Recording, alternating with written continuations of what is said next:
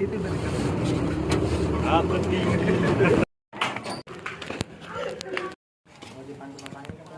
Kemana kita udah sampai di Gua Tanding. Ayo anak-anak. Keluar, Mak. Keluarnya.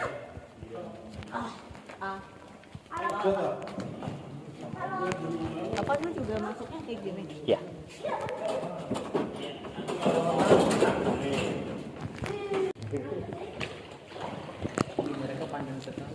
Kunjung di Gua Tanding. Jadi Gua Tanding ini merupakan salah satu konsep wisata alam yang berbasis edukasi, di mana kita akan melakukan penyusuran sungai bawah tanah ini sepanjang 450 meter. Dan nanti akan kita tempuh 2 kali karena untuk pintu masuk sama pintu startnya itu sama. Kita kembali lagi ke pintu start, nanti total perjalanan kita kurang lebih 900 meter. Dan mengenai kedalaman air sungai bawah tanah ini mulai dari 1 hingga yang paling dalam 9 meter, kemudian tepat di bawah kita kedalaman air sudah mencapai 2 meter. Di sini nanti kita akan banyak menjumpai jenis-jenis batu, di antaranya nanti kita akan jumpa batu stalaktit, batu stalagmit, batu kolom dan batu kristal. Kemudian tempat di fokus center saya di depan sana itu yang disebut dengan batu stalaktit, yaitu jenis batu yang kemudian dia tumbuhnya dari atas ke bawah.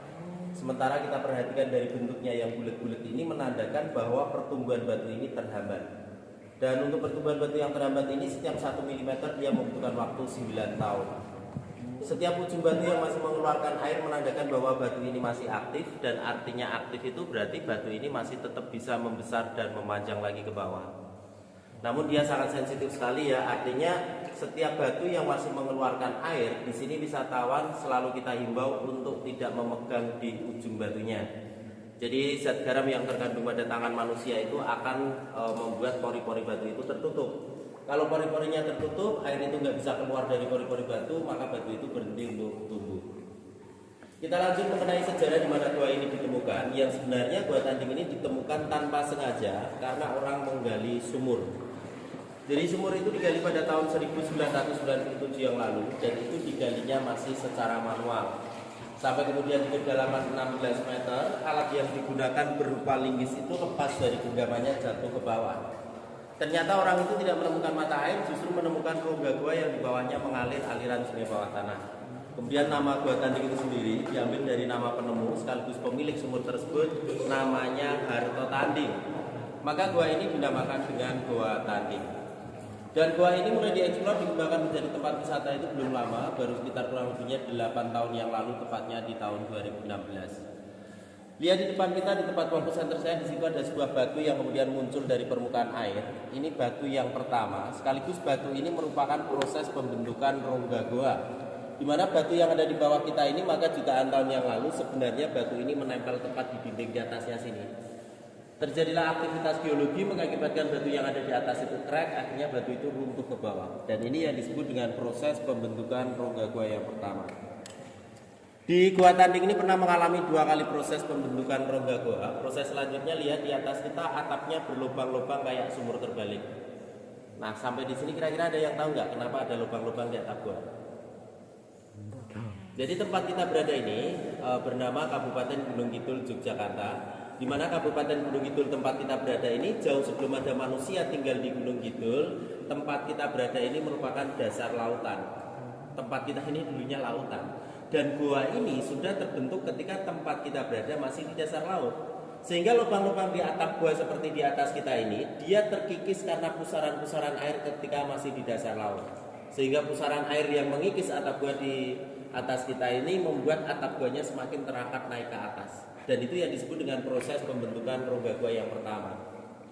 Jadi saat ini kita masuk ke dalam sebuah rongga gua yang memiliki sejarah dulunya terbentuk di dasar laut. Tentu saja dia memiliki keistimewaan, yaitu terdapat pada tekstur rongga guanya. Perhatikan atap gua di atas kita, teksturnya tidak beraturan, tinggi rendah, kemudian berlubang-lubang di atap guanya. Tekstur ini tidak akan pernah kita jumpai di gua yang terbentuknya di darat. Jadi kalau gua itu terbentuknya di darat, tekstur rongga guanya cuma flat, rata. Nggak ada tekstur rongga gua yang tinggi rendah bahkan berlubang-lubang di atap guanya. Karena ini hanya terdapat pada sebuah ciri di mana gua itu terbentuknya zaman dulunya di dasar laut. Sekarang perhatikan di atas kita banyak sekali kelelawar. Di Gua Tanding ini ada 2 spesies yang kelelawar hidup di sini. Untuk spesies yang pertama itu tepat di atas kita, di mana ukurannya kecil, warnanya hitam. Ini spesies kelelawar pemakan serangga, dan ini juga merupakan spesies kelelawar terkecil di dunia. Dan biasa kalau warga sekitar sini nyebutnya kampret, kampret ya. Tapi nggak boleh dikasih akhiran lo ya.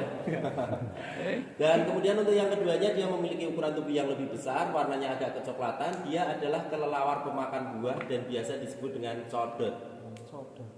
Codot itu kelelawar pemakan buah. Kelelawar ini merupakan hewan yang aktif di malam hari. Maka ketika malam datang, kelelawar ini nggak akan kita jumpai di lorong gua ini, karena kalau pas malam mereka keluar mencari makan. Nah, kemudian kelelawar ini meskipun dia bersayap, dia terbang layaknya burung, namun dia bukan binatang unggas melainkan hewan mamalia. Dia beranak, dia menyusui. Jadi nggak bertelur kelelawar itu. Meskipun kecil ukurannya, dia mampu bertahan hidup sampai 20 tahun. Dan setiap betina kelelawar hanya mampu menghasilkan maksimal 3 ekor anak setiap tahunnya. Jadi nggak banyak untuk reproduksinya. Lihat di depan kita di sana ada sebuah lubang vertikal di atasnya, di mana lubang itu sengaja dibikin supaya di dalam gua ada sirkulasi udara. Nah, itu memang sengaja dibikin berdasarkan anjuran dari ahli yang pernah melakukan riset ataupun penelitian di dalam gua ini. Jadi dinyatakan bahwa tempat ini aman dan layak untuk dijadikan tempat wisata, namun harus membuat lubang itu sebagai tambahan sirkulasi udara. Itu sengaja dibikin.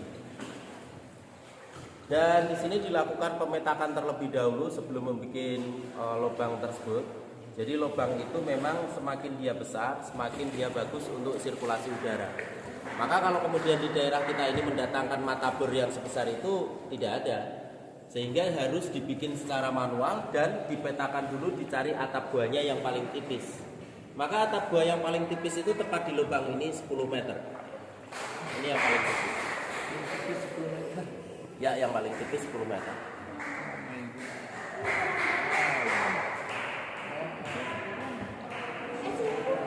Dan di depan kita ini merupakan rongga yang paling sempit di Gua Tanding, sekaligus atap guanya yang paling tinggi.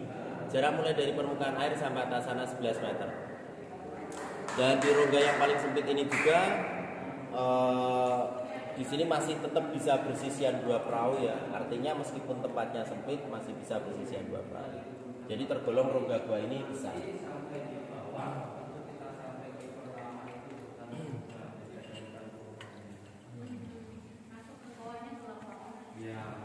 Oke, di sepanjang 450 meter hanya diperbolehkan maksimal dikasih 2 titik lampu ya. Jadi nggak boleh lebih dari 2 titik lampu. Ya keren banget itu apa itu meter light. Ya. Maka titik lampu yang keduanya itu di depan sana. Jadi sengaja cahaya lampu ditaruh di sana itu sebagai pertanda di sanalah sejarah ditemukan gua ini. Jadi Pak Tanding itu gali sumurnya di sana.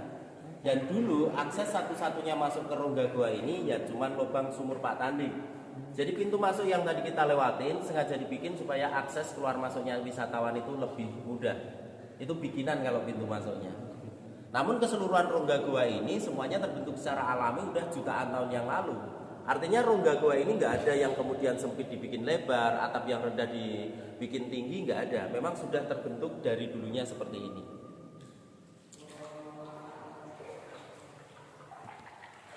Jadi memang warga Kabupaten Gunung Kidul di era tahun 80 sampai 90 itu belum adanya teknologi, sehingga untuk mencari mata air untuk kebutuhan sehari-hari itu harus terpaksa dibikinnya secara manual.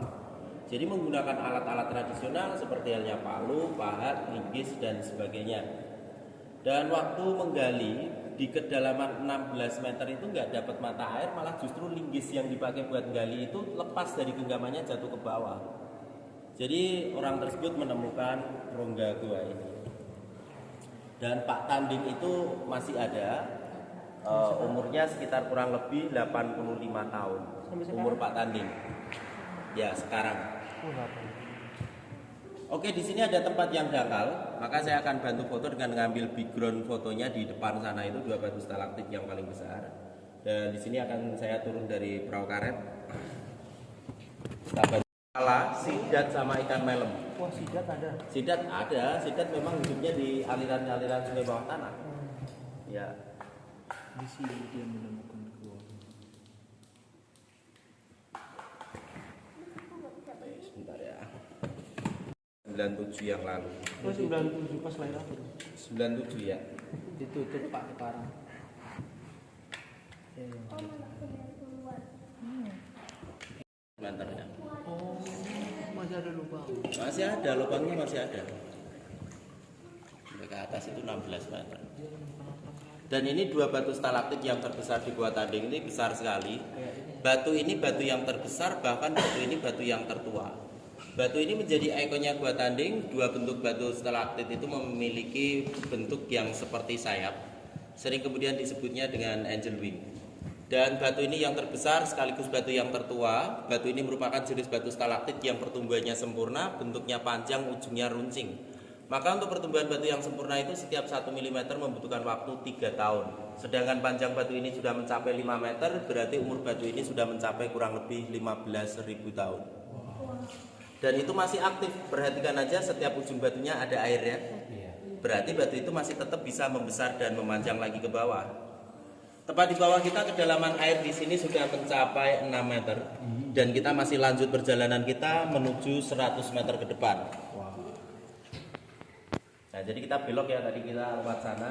Stalaktit yang dia pertumbuhannya sempurna ya, dengan bentuk yang panjang, ujungnya runcing, berarti pertumbuhan yang bagus ataupun sempurna. Setiap 1 mm membutuhkan waktu 3 tahun. Dan di samping sebelah kiri kita yang ini berbeda lagi, ini namanya batu kolom. Batu kolom itu adalah bertemunya antara batu stalaktit yang tumbuh dari atas ke bawah, stalagmit dari bawah ke atas menyambung menjadi satu. Ini namanya batu kolom.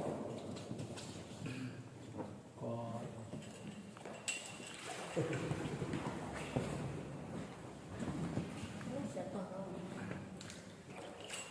kita lanjut ke depan lagi. Di sini ada jenis batu stalaktit yang tumbuh terhambat lagi, bentuknya bulat-bulat. Setiap 1 mm membutuhkan waktu 9 tahun.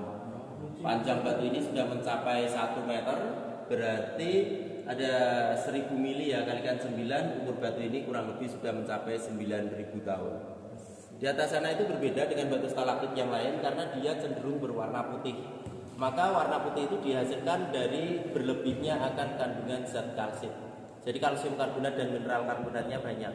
Maka setiap kita jumpai batu stalaktit yang warnanya seperti ini sudah bisa kita pastikan bahwa di atas sana, di permukaan tanah itu tumbuh pohon yang besar. Karena zat kalsit itu dihasilkan oleh kalsium ataupun saripati tumbuhan yang hidup di atasnya.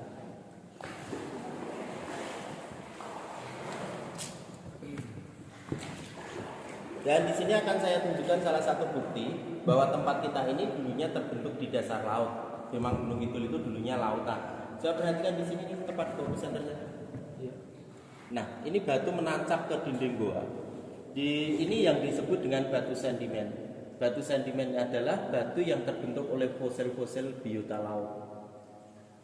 Jadi memang dulunya tempat kita ini lautan. Gimana? Dan di sini jenis batu stalaktit lagi. Ini besar sekali batunya. Masih aktif juga, ujung batunya masih meneteskan air. Oke, kita menuju ke zona gelap. Di mana tempat yang paling gelap itu juga merupakan titik aliran sungai bawah tanah yang paling dalam. Maka kedalaman sungai bawah tanah di bawah kita ini sudah mencapai 9 meter. Dari sini sampai ujung sana nanti itu 9 meter. Ini yang paling dalam. Dan di zona ini juga di mana kelelawar itu ada, karena tempat ini tempat yang gelap ya. Jadi dengan otomatis kelelawar itu banyak hinggap di tempat yang gelap. Ada yang pernah masuk ke Gua Pindul? Pernah? Iya, udah. Maka secara geografis sebenarnya Gua Tanding itu terletak di atas Gua Pindul. Jadi sumber airnya Gua Pindul itu berasal dari Gua Tanding. Nah, seperti itu. Dan ini tempat yang paling gelap. Seperti apa kegelapannya coba? Ih, gelap banget. Nah, ini gelap banget ya. Hanya saja, nah, maka tadi sudah saya sampaikan di awal bahwa pintu masuk sama pintu keluarnya itu sama karena atap guanya sudah kembali menutup ke air seperti itu. Namun sebenarnya air ini mengalir karena air ini akan kemudian mengalir ke ujung sana. Jadi mulai dari permukaan air turun ke bawah 4 meter itu di sana ada lubang yang besar. Air lewatnya bawah dan akan kemudian keluar muncul di Gua Pindul. Di sini akan saya tunjukkan bahwa kita sudah dekat dengan Gua Pindul dengan cara saya matikan lampu. Dan apa yang kemudian terjadi ketika saya matikan lampu di tempat fokus center saya di sana. Lihat di sana. 1, 2, 3. Cahaya. Betul, ada cahaya.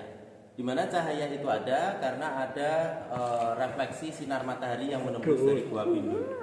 Jadi kalau kemudian kita menggunakan alat selam, kita diving, menyelam dari sini menuju ke cahaya itu, kita akan keluarnya di depan pintu masuk Gua Pindul. Nah, seperti itu. Oke, baik, kita udah sampai di ujung dan akan kembali.